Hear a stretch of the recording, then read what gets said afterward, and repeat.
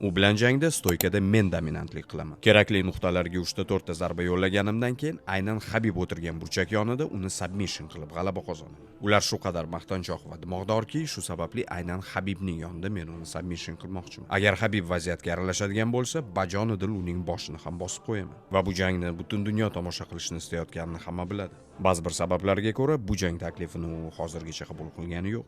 Bundan tashqari u juda ko'p gapiradi, mendan minglab kilometr uzoqda bo'lib gapirish oson. Meni tanqid qiladi, men haqimda gapiradi, lekin oktagonda yuzma-yuz kelganimizda u tushunadi. Ya'ni oktagonda uning qarshisida Jack Della Maddalena yoki Dan Hooker yoki u bungacha mag'lub etib kelgan qoplar emasligini tushunib yetadi. Men ulardan ancha farq qiladigan odamman. Ayniqsa o'ng mushtini tatib ko'rganingdan keyin anchagina uzoq uyquga ketasan.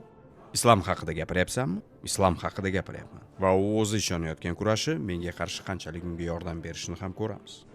Mening fikrimcha, mening kuchli tarafim bu parterdagi kurash. Lekin to'g'risini aytishim kerak, so'nggi paytlarda bu aynan muxlislar ko'rishni istayotgan uslub emasligini qabul qildim. Lekin Islomga qarshi jangda menimcha muxlislar aynan shu narsani ko'rishni istashsa kerak. U bilan jangda stoykada men dominantlik qilaman. Kerakli nuqtalarga 3-4 ta zarba yo'llaganimdan keyin aynan Habib o'tirgan burchak yonida uni submission qilib g'alaba qozonaman. Ular shu qadar maqtanchoq va dimog'dorki, shu sababli aynan Habibning yonida men uni submission qilmoqchiman. Agar Habib vaziyatga aralashadigan bo'lsa, bajonidil uning boshini ham bosib qo'yaman.